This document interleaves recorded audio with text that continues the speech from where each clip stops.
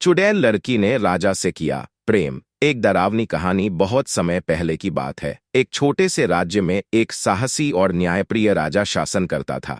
राजा का नाम वीरसेन था। वीरसेन अपने राज्य और प्रजा के प्रति बेहद संवेदनशील और निष्ठावान था। उसकी एक आदत थी कि वह रात को अकेले जंगल में शिकार के लिए जाता था।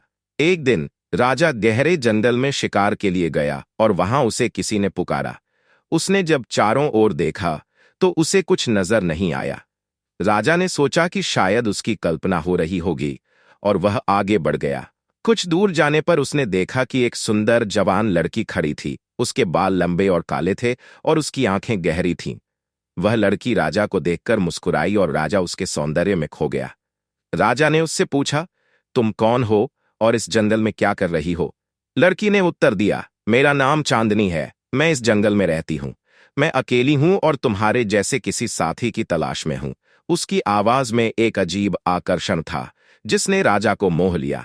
एक दिन राज्य के एक बुजुर्ग पंडित ने राजा को देखा और तुरंत भांप लिया कि उसके शरीर में किसी आत्मा का प्रभाव है। पंडित ने राजा को बताया, महाराज, आपको एक आत्मा ने अपने वश में कर लिया है। वह चुड़ैल है और आपकी ऊर्जा को चुरा रही है। अगर आप उसे छोड़ नहीं पाए तो वह आपको पूरी तरह नष्ट कर देगी। राजा ने पंडित की बातों पर विश्वास नहीं किया, लेकिन अगले दिन जब उसने चांदनी से यह बात कही तो उसकी आंखें लाल हो गईं और उसका चेहरा भयानक हो गया।